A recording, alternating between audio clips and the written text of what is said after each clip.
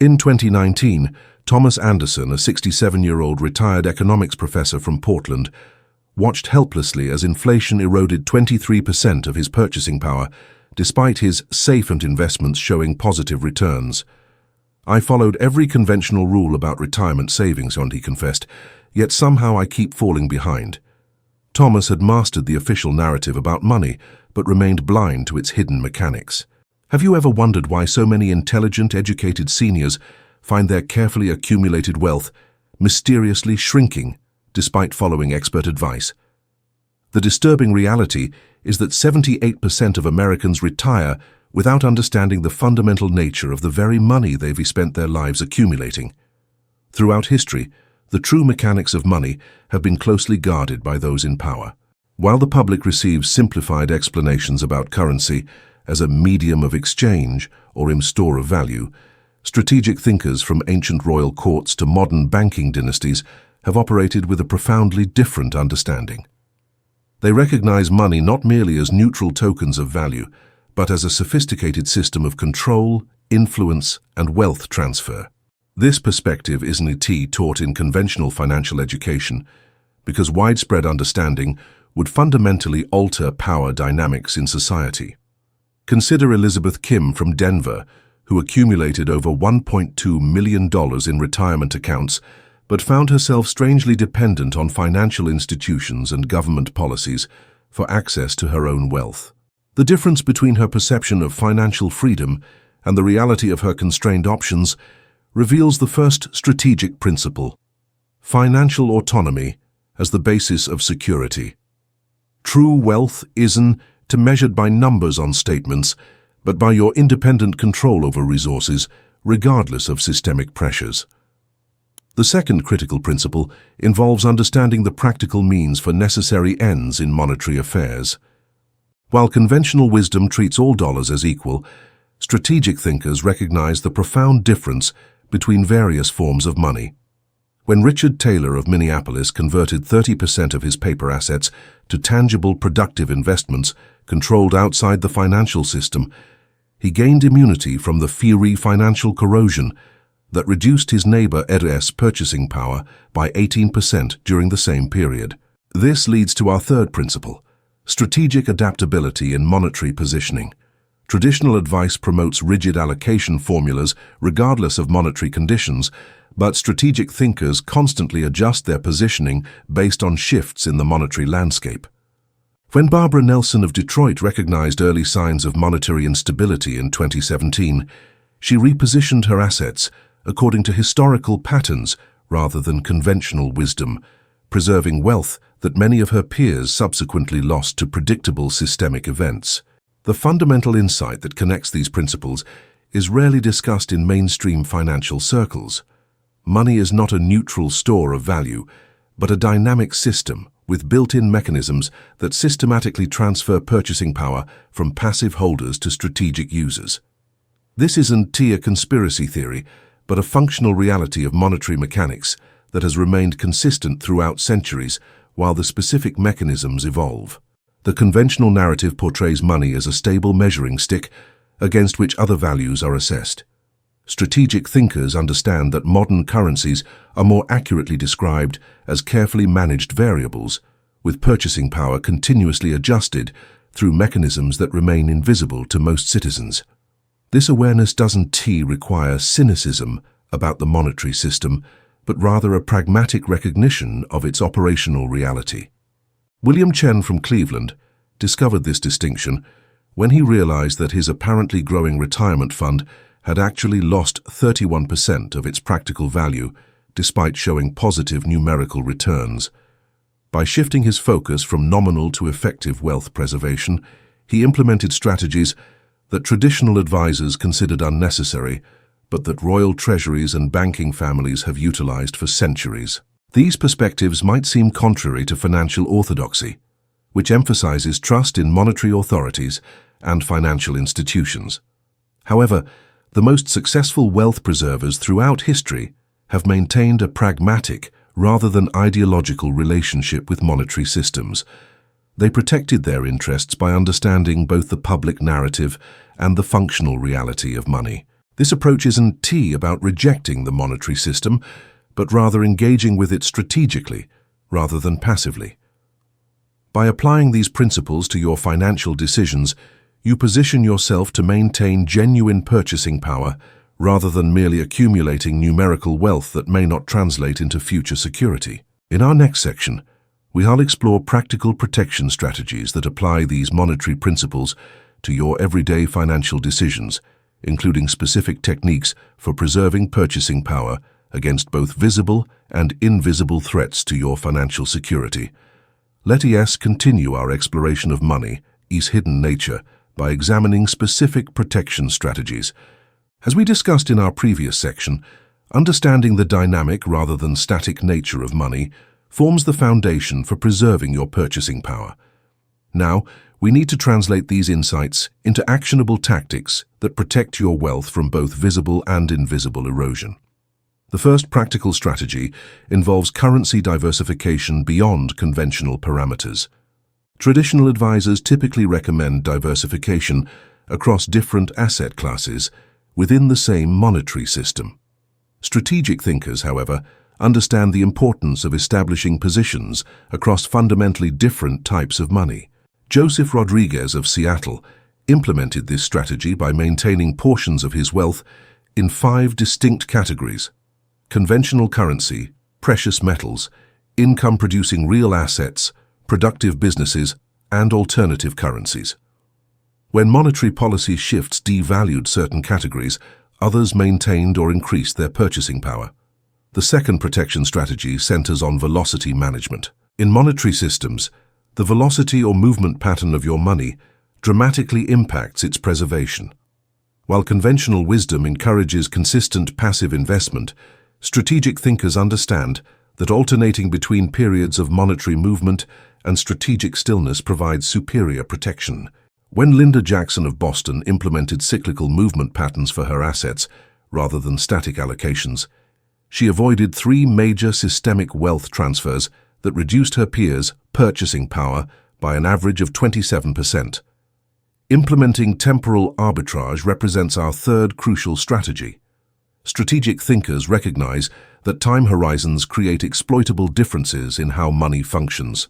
By deliberately operating across multiple time frames simultaneously, you can capture value that remains invisible to those working within a single temporal perspective. David Martinez of Tampa structured his financial activities across 4 distinct time horizons, from weekly to multi-decade.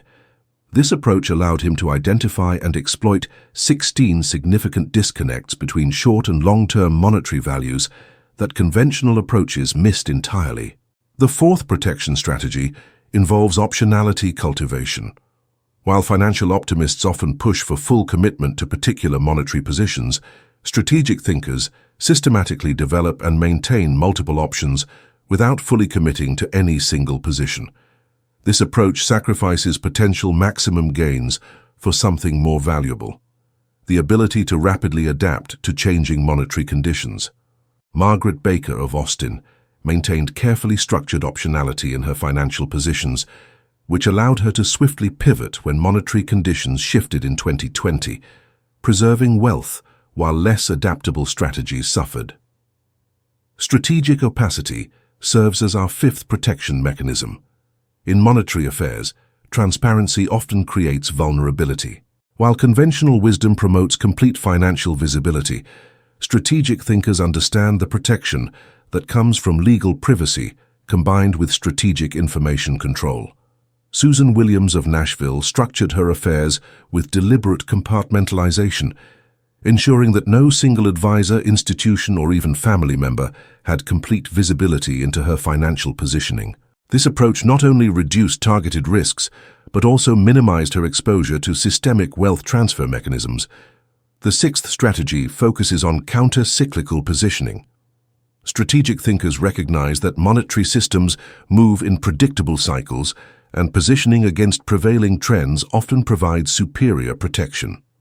This requires the courage to move away from consensus during critical phases of monetary cycles. Michael Thompson of Raleigh implemented counter-cyclical positioning in 2018, shifting significant portions of his wealth contrary to mainstream advice. By 2021, this approach had preserved his purchasing power, while conventional strategies experienced hidden erosion despite showing positive numerical returns. The final practical protection strategy involves maintaining genuine sovereignty over portions of your wealth. While complete financial autonomy is impractical in modern society, strategic thinkers ensure that critical portions of their resources remain under their direct control, accessible without institutional permission or vulnerable system dependencies.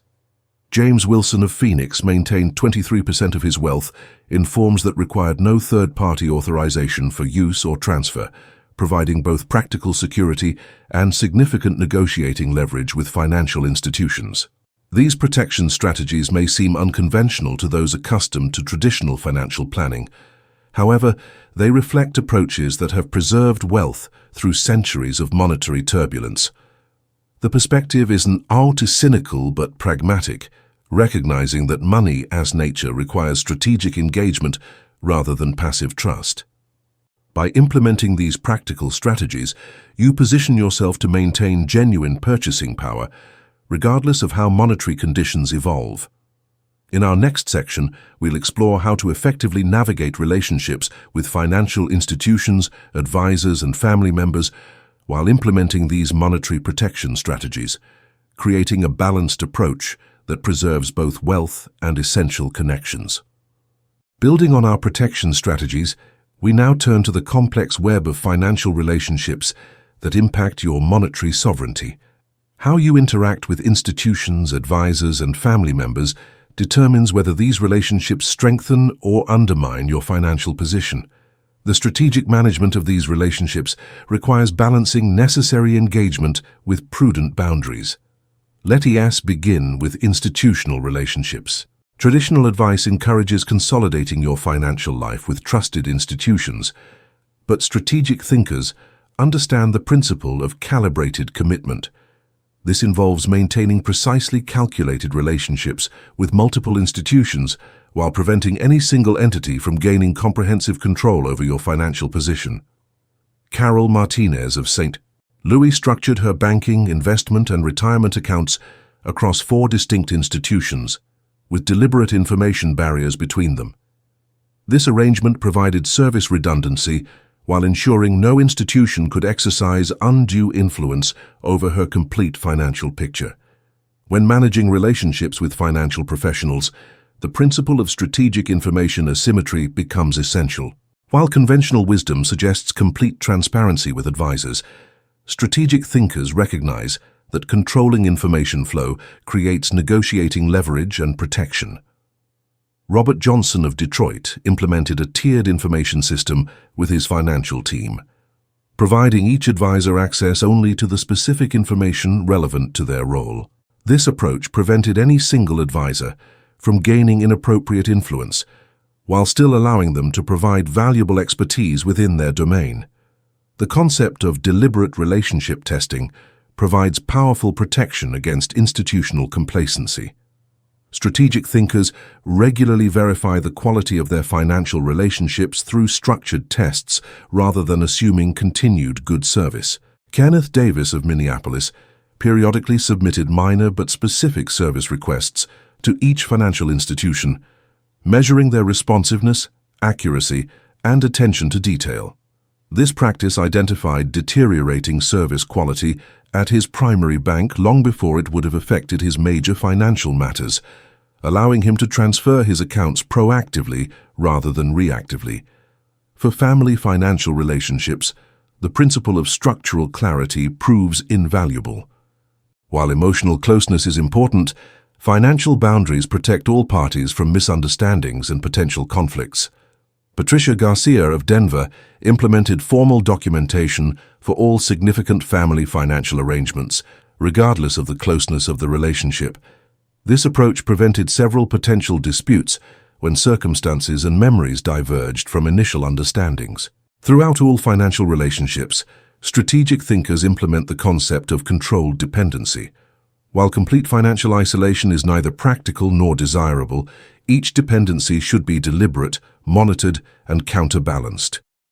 Jennifer Lewis of Cleveland maintained a systematic inventory of all external dependencies in her financial life, with specific contingency plans for each one. This approach allowed her to enjoy the benefits of financial relationships while maintaining ultimate sovereignty over her position. The strategy of perception management applies across all financial interactions. Strategic thinkers recognize that how your financial position is perceived significantly impacts how institutions, advisors, and even family members respond to you. Daniel Wright of Portland carefully managed the narrative around his financial circumstances, revealing different aspects to different parties based on strategic considerations rather than default transparency. This approach consistently resulted in more favorable terms, greater respect for his boundaries, and fewer problematic requests. The final relationship management strategy involves maintaining relationship mobility. Strategic thinkers avoid institutional capture by ensuring they can efficiently transfer their financial activities when necessary. William Chen of San Diego maintained detailed transition plans for each financial relationship, including pre-established connections with alternative providers. This preparation not only facilitated smooth transitions when needed, but also significantly improved service quality, as institutions recognized his readiness to transfer his business. By applying these strategic principles to your financial relationships, you transform potential vulnerability points into sources of strength. Rather than hoping that institutions and advisors will prioritize your interests, you create structures that align their incentives with your financial sovereignty. In our next section, we'll explore how to integrate these relationship strategies with our protection mechanisms into a comprehensive system that provides lasting financial security while adapting to the true nature of money in our modern world. Having explored both protection strategies and relationship management techniques, we now arrive at the crucial task of integration. The true power of strategic monetary thinking emerges not from isolated tactics, but from a comprehensive system that coordinates these approaches. This integration transforms individual strategies into a resilient financial fortress that preserves purchasing power against both visible and invisible threats. The foundation of your integrated monetary system begins with strategic hierarchy. While conventional advice often treats all financial matters with equal importance, strategic thinkers establish clear priorities that guide resource allocation. Protection must precede growth, sovereignty must precede convenience, and substance must precede appearance. Mary Patel of Atlanta implemented this hierarchy by allocating her first 30% of resources to sovereignty-focused positions before considering conventional investments. This approach ensured that regardless of what happened to her growth-oriented assets, her core financial security remained intact. The second integration principle involves establishing decision filters for monetary choices. These are personal evaluation frameworks that quickly identify alignment or misalignment with your strategic objectives. George Washington of Cleveland developed a three-question filter for all financial decisions. Does this maintain or increase my monetary sovereignty? Does this position work under multiple future scenarios? Does this create more options rather than eliminating them? This simple but powerful framework prevented dozens of seemingly attractive but strategically dangerous financial commitments. Strategic sequencing represents the third integration concept. This involves recognizing that the order of implementation dramatically impacts effectiveness. Edward Sullivan of Raleigh discovered this principle when his initial attempts at monetary diversification proved ineffective. By reordering his implementation sequence to establish information control systems before making position changes, he achieved significantly better results with the same underlying strategy. The integration of deliberate redundancy into your financial system provides critical resilience. Strategic thinkers systematically eliminate single points of failure across all aspects of their monetary affairs. Helen Campbell of Seattle implemented three-tier redundancy for every critical financial function, from banking relationships to document storage to advisor expertise. This approach not only protected her from institutional failures, but also significantly improved service quality, as each provider recognized they were being actively compared to alternatives. The fifth integration principle focuses on developing an early warning system for monetary shifts. Rather than reacting to obvious financial news, strategic thinkers identify and monitor specific indicators that provide advance notice of significant changes. Frank Peterson of Portland created a personal monetary dashboard of 17 specific metrics that consistently signaled major shifts 3 to 7 months before they became widely recognized. This early awareness created decisive advantages in repositioning assets ahead of major monetary events. The final integration element involves establishing a personal monetary philosophy that guides your entire approach. This isn't about abstract theories, but practical principles that create consistency across all financial decisions. Sarah Cohen of Minneapolis developed her monetary philosophy around 3 core concepts: preserving purchasing power rather than numerical value, maintaining maximum optionality, and prioritizing control over yield. This philosophical clarity allowed her to make consistent decisions across widely different financial situations. This integrated approach to understanding and navigating money represents a fundamental shift from conventional wisdom. Rather than focusing primarily on accumulation and nominal returns, it prioritizes preservation of purchasing power, strategic positioning, and genuine sovereignty. The result isn't just protection against inflation and financial turbulence, but the creation of true monetary security that functions across widely different economic scenarios. If the concepts in this series have resonated with you, I encourage you to like this video and subscribe to our channel for more strategic insights. The principles we've discussed aren't just theoretical.